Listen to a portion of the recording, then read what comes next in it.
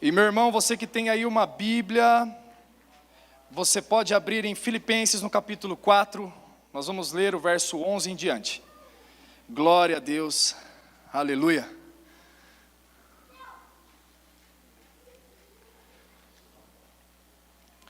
Filipenses 4, 11 e até o 13. Quero falar hoje sobre contentamento. Contentamento. Aleluia. Quantos acharam? Diga amém. Quem não achou, fala assim: eu preciso vir para o discipulado. Contentamento. Contentamento é satisfação, contentamento é alegria, contentamento é ser pleno naquilo que o Senhor nos deu, é não sentir falta de nada. Amém? E olha o que o apóstolo Paulo escreve aos Filipenses, no capítulo 4, verso 11. E eu vou ler numa versão aqui que é preferida, eu pedi para todo mundo abrir, eu mesmo abri na Bíblia que eu não ia ler. Tenham paciência comigo, meus irmãos. Filipenses 4, 11. Diz assim: não vos declaro isso por estar necessitado, porquanto aprendi a viver satisfeito sob toda e qualquer circunstância. Sei bem o que é passar necessidade e sei o que é andar com fartura. Aprendi o mistério de viver feliz em todo lugar e em qualquer situação. Esteja bem alimentado ou mesmo com fome, possuindo fartura ou passando privações, tudo posso naquele que me fortalece. Amém? Nós estamos vivendo uma época, um tempo de redes sociais, né, Jéssica? A gente estava falando sobre isso ontem na mesa, tomando um café lá com a Gláucia. E nós falamos ontem como que está sendo difícil às vezes para os adolescentes, para os jovens se sentirem contentes, satisfeitos, felizes com o que eles têm. Por quê? Porque vive ali rodando o que a rede social oferece, e lá na rede social a vida de todo mundo está boa. Na vida real nem sempre é assim. Porque nem sempre dá tanto ibope assim você mostrar a parte difícil. Né? Então eu, a Pri, o José, a Melissa, né? Forma ter uma família legal, assim, você olha assim, a Pri vai balancear bastante, as crianças vão balancear, né, o que me falta, né? Então vai ser uma família bonita no final das contas, né?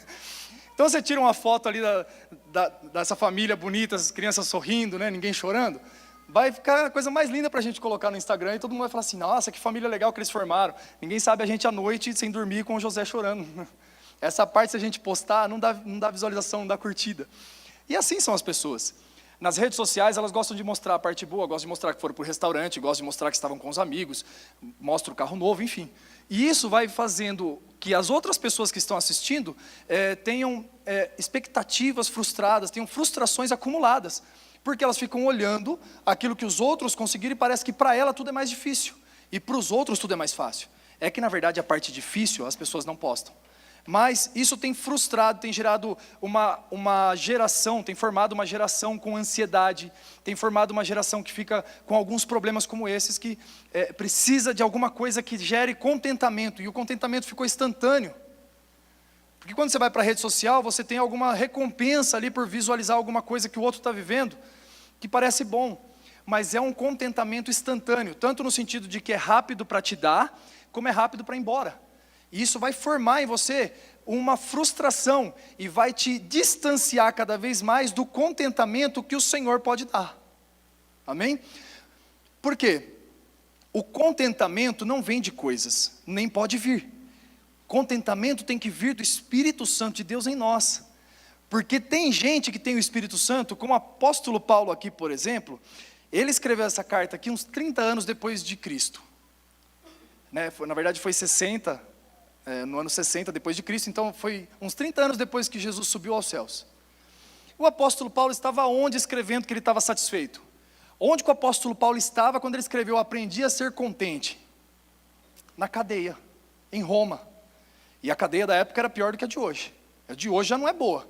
Mas imagina que na época era uma cadeia de vários andares, onde as necessidades eram feitas de cima para baixo, quem estivesse embaixo se lamecava com a sujeira do outro. Era uma coisa feia mesmo. Quando você vê vídeos lá, eu nunca fui nesses lugares, mas existem vídeos mostrando como que eram as cadeias antigas, era terrível. O apóstolo Paulo estava preso num lugar desse, por causa de Cristo, e falando assim: aprendi a ficar contente. E nós? A gente tem tudo às vezes e parece que a gente não está contente. O que acontece? Não estou dizendo que isso é o que a gente vive sempre, mas às vezes a gente erra nisso. Mas por que o apóstolo Paulo aprendeu a estar contente, mesmo numa situação dessa? Porque o apóstolo Paulo tinha o Espírito Santo de Deus dentro de si. O Espírito Santo de Deus é quem vai gerar contentamento em mim, vai gerar contentamento em você. É o Espírito Santo de Deus que vai gerar satisfação. Sabe o que o Salmo fala? O Senhor é o meu pastor e de nada tenho falta, nada me faltará. O Senhor é meu pastor e de nada tenho falta, é uma versão mais parecida com a versão original. E fala assim, quando eu tenho o Senhor, eu não preciso mais de outras coisas, Ele já me satisfaz, Ele me completa. Agora, peraí pastor, isso parece um pouco fantasioso, está parecendo um pouco distante demais de uma realidade. Como que a gente vai ficar feliz se a gente estiver numa situação dessa? Bom, vamos por partes. A gente aprende a estar satisfeito em toda e qualquer circunstância, porque o Espírito Santo de Deus está em nós, e esse é o primeiro ponto. Não dá para nós vivermos contentes plenamente sem Ele.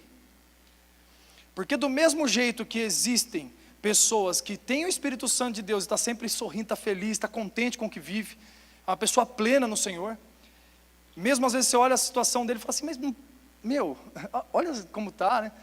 E você fala assim, como que essa pessoa consegue viver tão bem assim?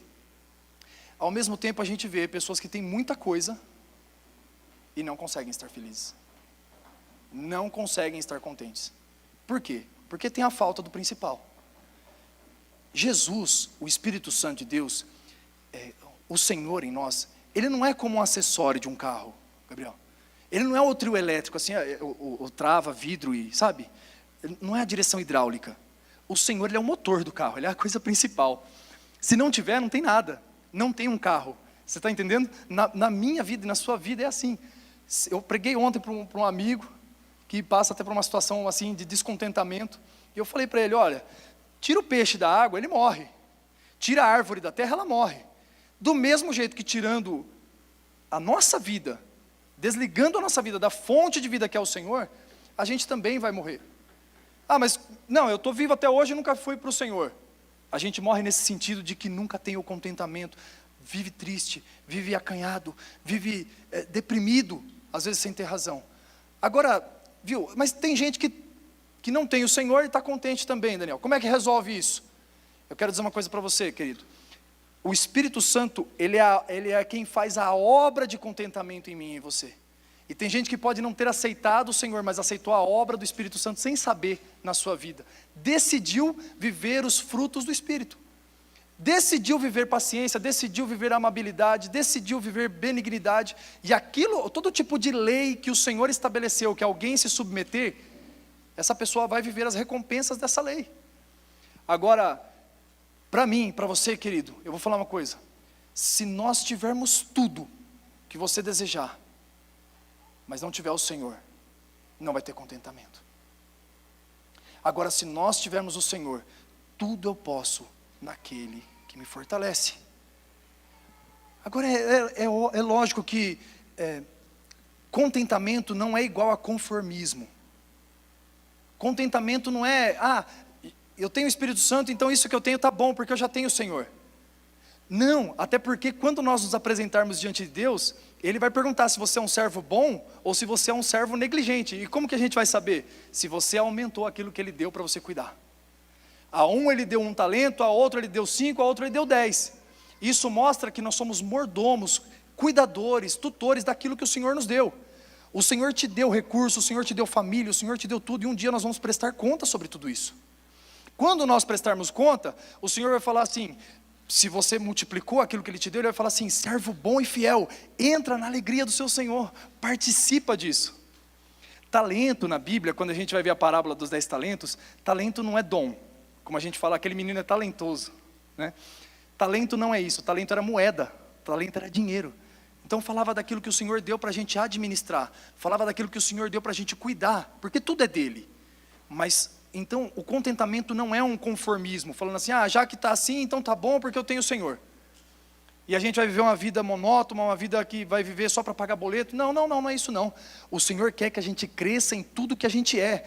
Cresça no nosso intelecto, cresça nas nossas finanças, no nosso patrimônio.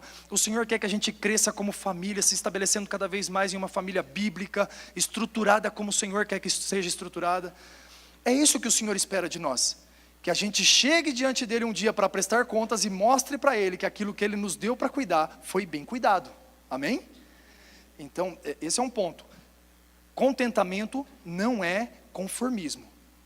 Contentamento é entender que o que eu tenho hoje, se eu tiver com o Senhor, é o suficiente para mim. E que eu posso crescer naquilo que o Senhor me deu. Amém? Olha só. Quem não tem o Espírito Santo pode viver triste e insatisfeito sob qualquer situação. Então isso é curioso, né? Porque alguém que tem o Espírito Santo vive contente, alegre, satisfeito sob toda e qualquer circunstância. Mas quem não tem o Espírito Santo pode viver numa casa boa, com carros bons na garagem, com uma família feliz, e mesmo assim não se sente contente. Quero dizer uma coisa para você, querido. Se você conhece alguém que está nessa situação, pregue para essa pessoa urgente. Fale de Jesus para ela, ore por ela, para que ela seja alcançada pela obra da salvação. Porque de verdade o que ela precisa é que o Senhor toque a vida dela. Não dá para ser completo se nós não estivermos no Senhor.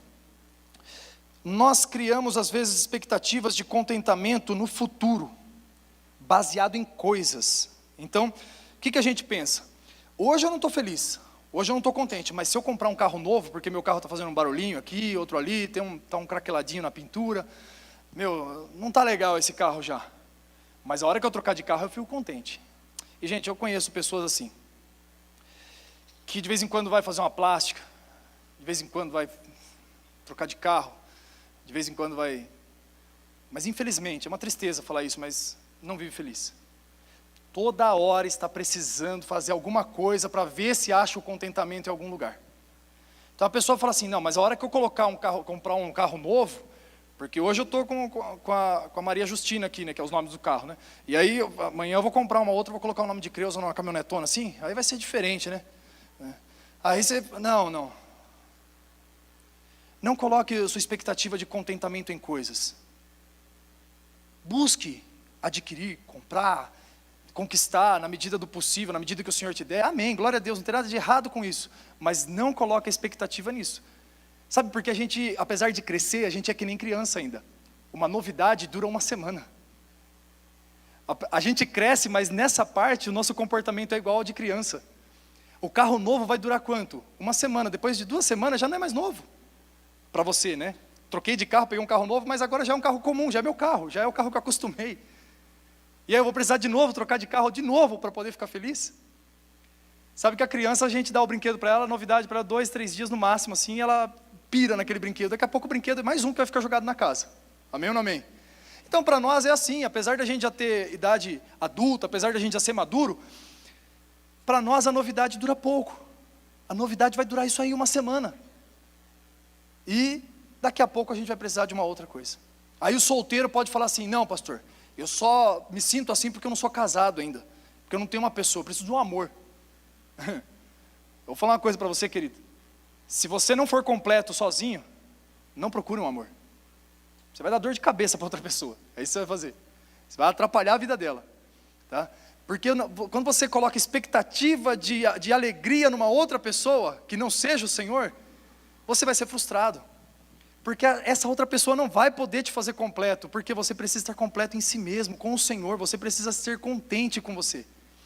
E aí é gostoso de estar com alguém que é contente, que aprendeu a ser contente no Senhor. Aí sim, quando você estiver contente no Senhor, você vai procurar uma pessoa. Ah, pastor, eu procuro alguém que morra de amor por mim. Tá, vou te apresentar um. Jesus. Morreu de amor por você, amém? Então, você consegue entender isso? Morreu de amor por você. Agora, não coloque expectativas num romance, num casamento. Ah, depois que eu casar eu vou ser feliz. Meu irmão, depois que você casar, deixa eu contar uma coisa para você. Toda bênção do Senhor traz consigo uma demanda. Toda bênção do Senhor traz consigo uma demanda. Grava isso. Toda bênção do Senhor traz consigo uma demanda. Então um dia eu pedi para casar. Um dia eu pedi, orei, vi a Pri passando assim, falei, Senhor, deixa eu pastorear essa igreja, que coisa linda, né? Me apaixonei por ela, falei assim, Senhor, eu estou apresentando diante do Senhor, o que o Senhor acha? Tal, Deus, o Senhor foi mostrando a aprovação, falei, então vamos. Casei com a minha esposa. Junto com o casamento veio o quê? O cuidado com a casa. Eu não pagava a conta de água na casa do meu pai, não pagava a conta de luz, não pagava convênio de criança, né? Quando eu estava lá em casa sozinho, sendo cuidado por pai e mãe, quando era menino, a gente não tinha preocupação com essas coisas. Mas a gente passou a ser homem, casou, e aí vem junto com a bênção, vem o quê? As demandas. Toda bênção traz consigo uma demanda. Agora o problema é que a gente pediu a bênção, e quando vem a demanda, a gente corre o risco de começar a murmurar e reclamar. Vocês lembram que eu falei no acampamento, quem estava lá, que a gente não pode reclamar daquilo que a gente mesmo pediu para Deus? Vocês lembram disso? E eu quero falar uma coisa para vocês, gente, não dá para a gente ficar reclamando daquilo que a gente mesmo pediu para o Senhor. Um dia eu pedi um carro, um dia eu pedi um casamento, um dia eu pedi um filho. Só que o carro vem junto, o IPVA, a gasolina, a manutenção e o seguro. Junto com o casamento veio o cuidado da esposa, do emocional dela, da vida dela, da estabilidade da casa. Junto com os filhos vem o choro.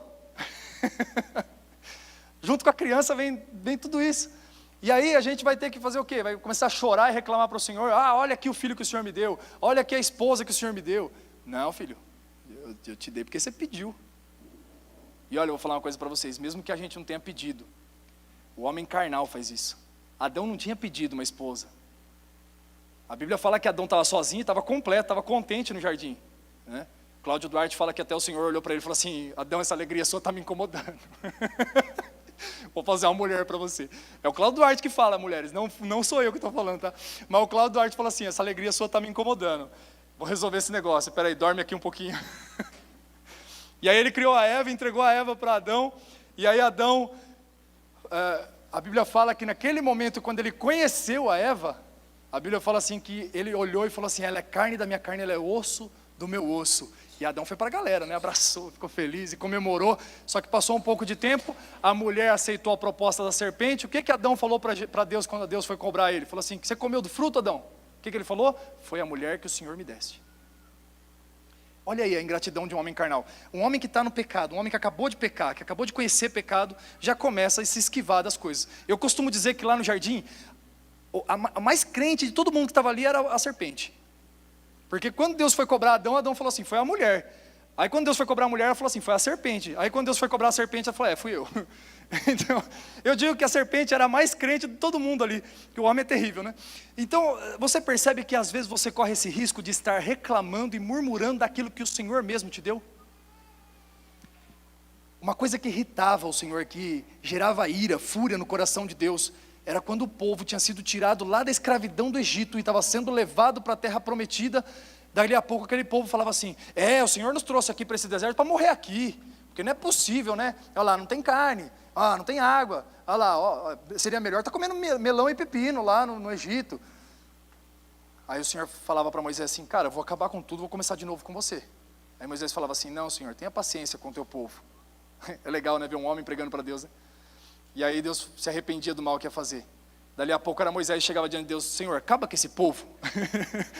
E aí Deus falava assim para Moisés, calma Moisés, fica tranquilo, a gente vai conseguir, a gente vai lidar com eles ainda. Mas era porque uma coisa que irritava Deus, uma coisa que entristecia o coração do Senhor, era a murmuração por aquilo que Ele estava fazendo. Então, meu irmão, Deus está fazendo uma obra na sua vida, isso pode ser custoso para você, pode demorar, pode ser processo, pode ser difícil, pode ser complicado, mas ei, espera no Senhor, confia nele, entrega o teu caminho no Senhor, que Ele tudo fará. Confia naquilo que Ele está fazendo, porque confiando você para de murmurar e passa a viver uma vida plena no Senhor. Glória a Deus. Então, não vamos mais reclamar daquilo que o Senhor nos deu, amém? Isso é muito difícil, gente. Pode ser simples de falar aqui em cima, mas eu sei, não é fácil. Não é fácil. Fácil eu sei que não é. Mas vamos fazer um compromisso só entre nós, não vamos nem colocar o Senhor nisso porque é mais complicado, mas vamos fazer um compromisso entre nós, vamos nos esforçar um pouco mais em não reclamar, amém? Vamos nos esforçar um pouco mais em não murmurar, sabendo agora que aquilo que o povo de Israel fez no deserto ofendia o coração do Senhor. Vamos dar uma segurada na onda? A hora que vier aquele momento difícil, assim, você fala, não, vamos largar tudo, para um pouco, vamos tomar um café, uma água, daqui a pouco a gente volta. Essa semana mesmo, na quinta-feira, gente, olha, os passarinhos estavam voando com uma asa e com a outra eles se abanavam, que nem vocês estão assim agora, sabe? Tava um calor, assim, um sol para cada um, assim, você olhava para o sol e mostrava a língua para você, assim, ah. E eu trabalhando debaixo daquele sol quente, fazendo tubulação, passando fio, e no finalzinho do dia, tudo já quase acabando, mas ainda numa última peça, o sol veio de frente, assim, ó, comigo. Parecia um inimigo, confrontando a minha vida, assim, ó. Aquele sol gigante, parecia que estava maior até, e eu tentando fazer uma instalação, assim, e o sol bem de frente, e instalação, e o sol de frente, aí dando errado, aí tinha tudo para murmurar, para reclamar, eu falei assim, Davi, guarda as ferramentas, solta isso aqui, tira isso aqui daqui, guarda aqui, dá raiva na hora, né? O Christopher sabe como é que é, né, Christopher? Você trabalha que nem a gente, né, debaixo do sol quente, aí você fala, vou embora, aí fui para casa, tomei um banho e tal. O serviço está lá me esperando para segunda-feira agora, orar para que tenha um dia nublado, mas sabe que aquele momento era o momento correto, era o momento ideal para um homem carnal, começar a xingar, murmurar, reclamar. Mas eu sei que é desafiador, eu sei que é difícil. Eu sei que a minha batalha não é mais fácil, nem mais difícil do que a de ninguém, que todo mundo tem uma luta, amém? Todo mundo que tem uma luta, tem uma dificuldade, mas nesse momento, entenda, se você está lá trabalhando é porque o Senhor te deu um trabalho. Se você está cuidando de uma família, é porque o Senhor te deu uma família. Olha pelo lado bom. Sabe qual que é o problema? Muitas vezes a gente não perde os filhos, mas a gente perde a celebração dos filhos. Tive um tempo de mesa aqui, no domingo da ceia, conversando com o Zaqueu e com a Eliana, e eu pedindo conselho para ela, por ser uma mãe que é uma referência para mim, né? Que eu vi como ela criou as filhas, e as filhas são um fruto abençoado, assim que a gente conhece a Estela, uma das meninas são uma bênção, né? E ela estava falando para mim, celebra os filhos, brinca com eles, sabe? Porque às vezes a gente perde isso por tanta correria, tanta coisa, você não perde os filhos estão na casa, mas você não celebra. Às vezes é mais fácil porque você trabalhou, conseguir comprar uma bicicleta para o filho, mais do que andar com ele de bicicleta. E na verdade o que ele quer é andar com você. Então, contentamento tem a ver com celebração, com desfrute. A Bíblia fala assim, goze o homem do fruto do seu trabalho, ou seja, celebre, desfrute daquilo que você gerou pelo seu trabalho. Então, meu irmão, não perca a celebração das coisas que o Senhor te deu, amém? Não perca a celebração. Celebre aquilo que o Senhor te deu.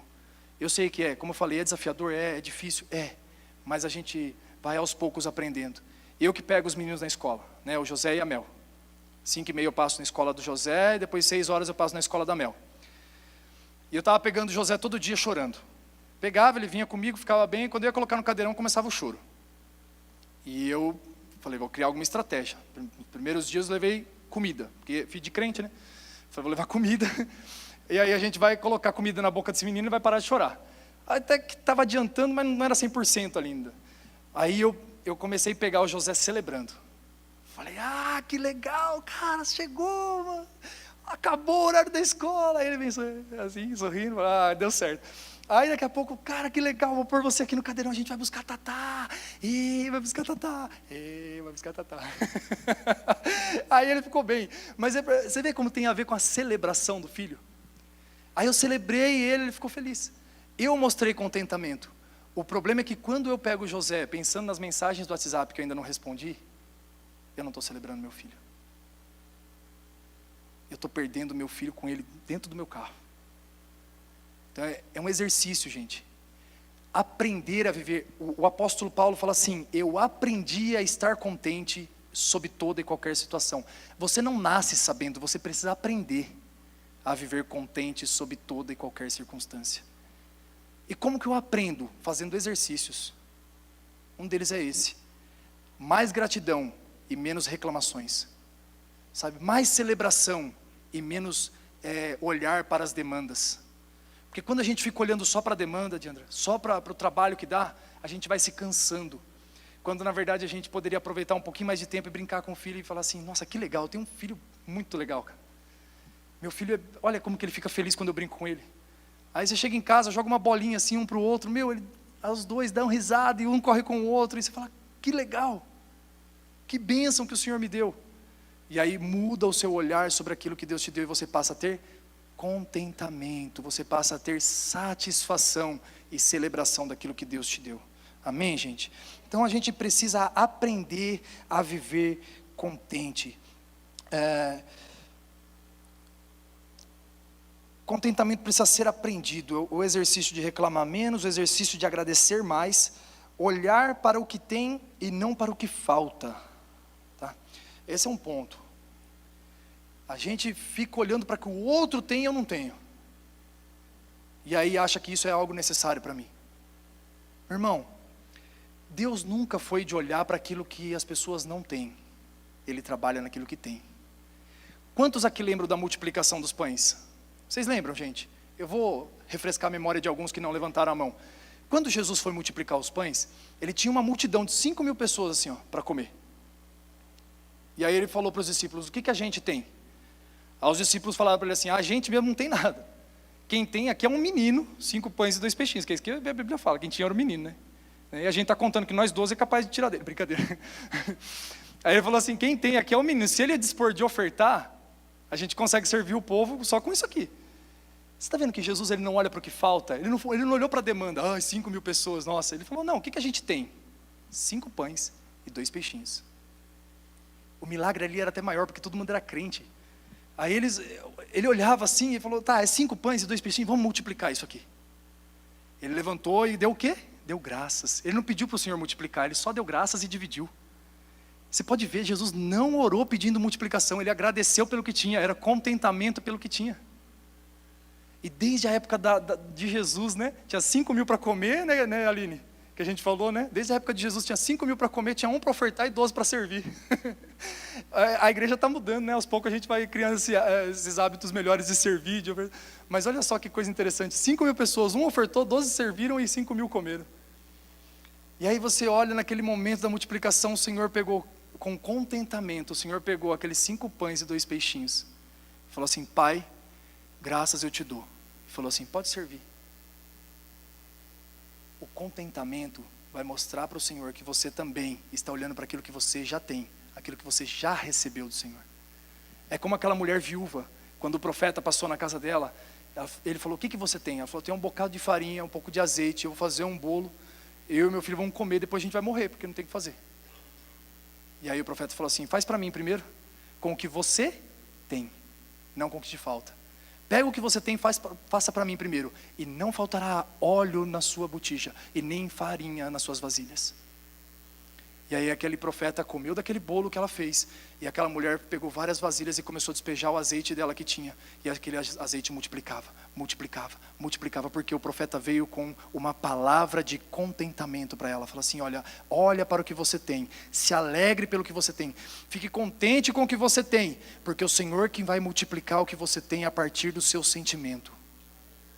Agora pensa bem, se meu filho chorar por coisas que eu der para ele, você acha que eu vou continuar dando?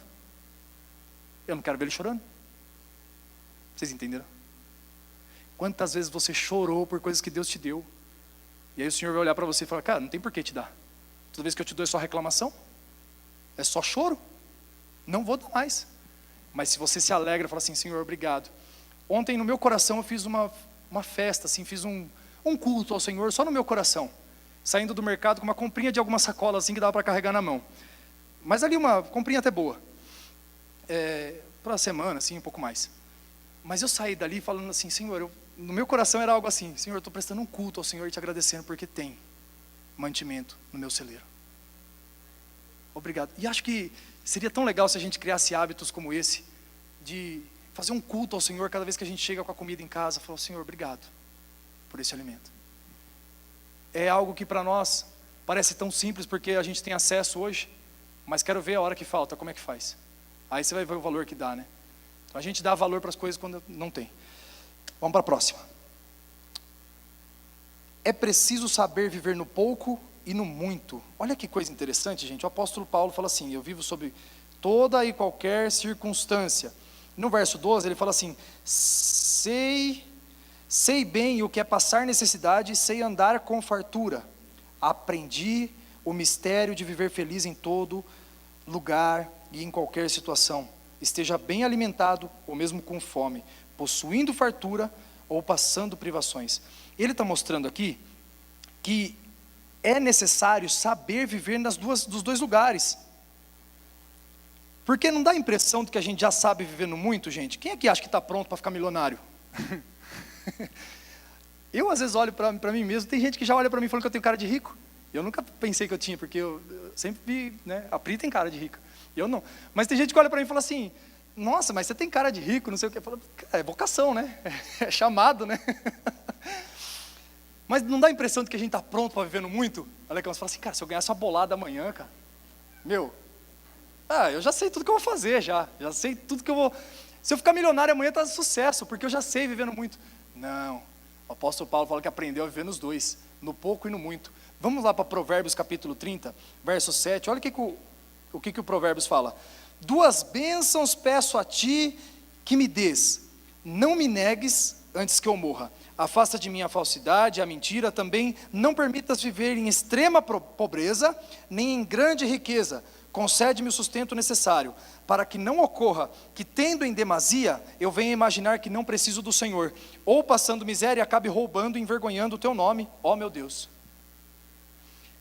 Este autor dos provérbios aqui, quem escreveu esse texto, tinha uma dificuldade com finanças, ele falou assim, eu não posso arriscar. Se eu tiver muito, pode ser que eu esqueça do Senhor. Se eu tiver pouco, pode ser que eu roube. Você está vendo que ele não sabia viver no muito e no pouco? Você está vendo que esse autor aqui, ele já deu um alerta para Deus? Agora, querido, se você sabe viver no muito, se você sabe viver no pouco, é bênção. Por quê? Tem gente que pode chegar para mim e falar assim, pastor, ora pelo meu negócio, ora pelo que eu estou fazendo, ora pela minha empresa. Aí eu vou lá, oro e falo assim, Senhor, prospera esse nosso irmão. Aí daqui a pouco aquele irmão prospera, fica legal. Aí o irmão começa a andar com carrão, o irmão começa a se arrumar melhor, começa a vestir umas camisas mais bonitas. Só que ele é casado com uma mulher que construiu tudo aquilo com ele, daqui a pouco ele ficou tão poderoso, que ele se arrisca como aventureiro. Você percebe que aquilo que ele tem, atrapalhou. Porque talvez batalhando junto com a mulher, ele dava mais valor para a mulher e cuidava. E depois de ter, às vezes, aumentado e ter entrado num status um pouco melhor, esqueceu da mulher guerreira ao lado e foi para a mulher aventureira.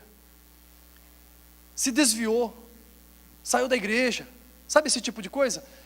É o que está escrito aqui em Provérbios 30. Senhor, não me dê demais para que eu não possa, para que eu não me desvie, e nem pouco para que eu não roube. Agora, meu irmão, o apóstolo Paulo era diferente. Dizem que o apóstolo Paulo veio de uma família rica. O apóstolo Paulo não era pobre, ele sabia fazer tendas, e dizem que quem sabia fazer tenda eram famílias ricas. E foi isso que ele fez durante 14 anos, quando ele foi apresentado para a igreja, até que ele começasse suas viagens missionárias. Durante 14 anos Paulo fez tenda para se sustentar, e era um homem que tinha então poder aquisitivo, era um homem de família rica, ele sabia viver no muito. Mas depois de um tempo, entregando sua vida para Jesus, indo para as viagens missionárias, dependendo de oferta da igreja, ele passou a viver também no pouco. E sabe de uma coisa? Aprendeu a viver nos dois. Por quê? Porque não dependia do que tinha. O apóstolo Paulo dependia do Espírito Santo de Deus que estava nele para ter contentamento. Amém? Por isso, querido, às vezes a gente imagina, como eu falei aqui, né? Se eu ganhar uma bolada, se eu ficar bem, se eu ficar rico, se eu tiver no muito, eu vou saber viver. Não, tome cuidado. Talvez você ainda não tenha chegado lá e não tenha melhorado, porque talvez você ainda não saiba viver. Toda bênção traz consigo uma demanda. E talvez as demandas da riqueza podem te atrapalhar e te roubar do Senhor. Qual que é o certo então, pastor? É viver sempre na mesma? Não. É orar pedindo ao Senhor sabedoria para ter, para saber viver no muito e saber viver no pouco.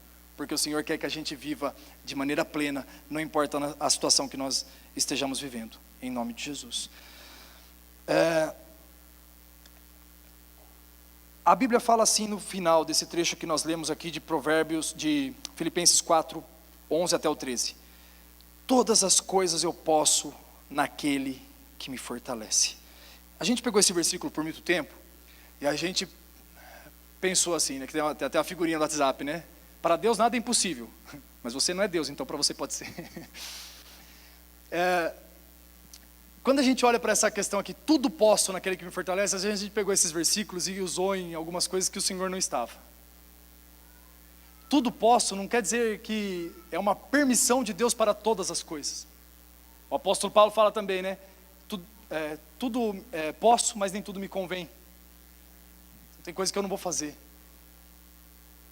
De várias formas a gente olha para a Bíblia e vai ver que esse tudo posso tem muito mais a ver com o que ele estava falando antes. Ele falou, sei passar necessidade e sei viver no muito. Eu tudo posso naquele que me fortalece, significa eu tudo posso suportar naquele que me fortalece. Então o que é esse tudo posso? Eu posso passar qualquer circunstância, se eu estiver com o Senhor, eu serei vitorioso. Eu posso passar qualquer circunstância, naquele que me fortalece eu posso. Se me prenderem, eu prego o evangelho na cadeia, e abro igrejas na cadeia. Se me matarem, eu vou para o Senhor. Se me privarem de comida, eu consagro o jejum. Para nós que estamos no Senhor, não tem jeito. Se me torturarem, aumenta a minha recompensa. Para nós que temos certeza e plena convicção no Senhor, pode ser qualquer situação, como Paulo passava qualquer uma dessas, ele sabia viver em tudo, porque já entendia o gozo que estava proposto lá no final. Tudo posso naquele que me fortalece. Quem te fortalece? Quem te fortalece? Aqui é uma questão de onde a gente põe a nossa confiança. Os que confiam no Senhor são como os montes de Sião, não se abalam, mas permanecem para sempre. Queridos, isso é muito poderoso. Em algum momento da sua vida, da sua história, você pode ter pensado em desistir. Ou talvez toda semana você pensa nisso. Mas você está aqui até hoje, só passou pela sua cabeça, vou desistir, vou parar, não aguento mais, abandonei, não quero mais saber. Mas você continua. Por que você continua, meu irmão? Porque você é um monte alicerçado no Senhor. Os que confiam no Senhor são como os montes de Sião. E por isso, meu irmão, que o teu casamento está de pé. É por isso que você continua trabalhando. É por isso que você continua tentando. Não tem como desistir.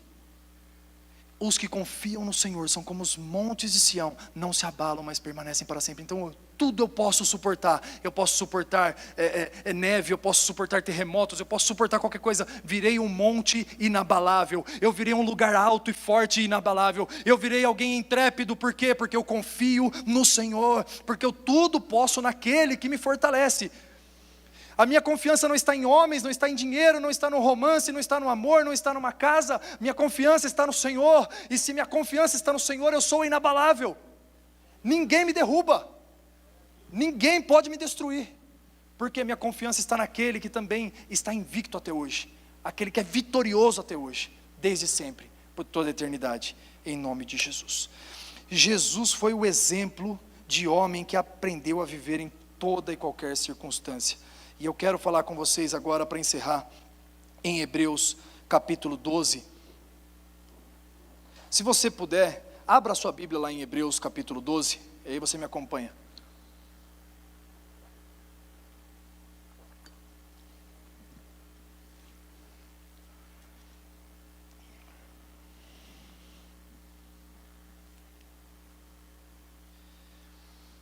Como toda mensagem que a gente prega acaba em Jesus, tudo vai para Ele, porque dele, por Ele e para Ele são todas as coisas. Nós vamos olhar o que Jesus foi capaz de suportar e por que Ele suportou. Todos acharam? Hebreus 12, verso 1 diz assim: portanto também nós, considerando que estamos rodeados de uma tão grande nuvem de testemunhas, deixemos todo o embaraço que nos atrapalha e todo o pecado que tão de perto nos rodeia.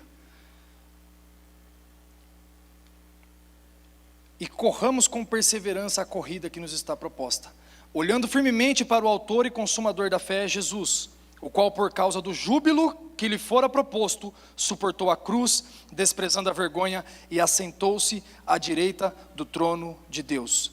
Vamos ler comigo esse versículo 2, gente? Vamos lá, igreja. Tendo os olhos fitos em Jesus, autor e consumador da nossa fé, ele, pela alegria que lhe fora proposta, suportou a cruz, desprezando a vergonha, e assentou-se à direita do trono de Deus. O que Jesus viu aqui? Pela alegria que lhe fora proposta, o Pai fez uma proposta para ele: olha, você é o primogênito da criação, você já está comigo, você é o eterno, você é o Criador, junto comigo, você é meu filho. Mas a gente precisa resolver uma demanda lá na terra. Agora, depois de você passar pela demanda da terra, há uma alegria imensurável para quando você voltar para casa, para quando você se assentar aqui à minha direita, porque você não vai ser filho só porque eu criei, você vai ter um lugar de autoridade porque você adquiriu, porque você conquistou. Olha o que aconteceu aqui, olha. Pela alegria que lhe fora proposta, suportou a cruz, desprezando a vergonha, e assentou-se à direita do trono de Deus. Nós somos imitadores de Cristo, e nós temos um olhar, nós temos um alvo, nós temos um lugar para onde nós estamos olhando. A nossa esperança não está na terra, como Jesus também não tinha esperança na terra. Jesus suportou a cruz porque ele viu que tinha um contentamento, tinha uma alegria proposta futura, que essa não se frustraria.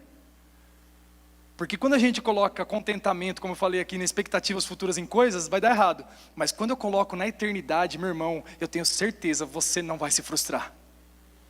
Quando você começa a gerar riquezas no céu, onde a traça não corrói, onde o ladrão não rouba, onde a ferrugem não come, meu irmão, a sua riqueza está guardada no Senhor. Então nós temos uma alegria proposta. A alegria proposta para nós está onde? Na eternidade. E se a eternidade já foi proposta para mim e para você, você vai ser capaz de suportar a sua cruz também. Você vai ser capaz de viver nos lugares que o Senhor te colocou. Vai ser capaz de batalhar as batalhas que o Senhor colocou diante de você. Vai ser capaz de derrubar os gigantes que Deus colocou diante de você. Eu quero dizer uma coisa, meu irmão, quando você olha para a alegria que está proposta, quando você olha para a eternidade, nada pode te parar, você se torna um monte inabalável, em nome de Jesus.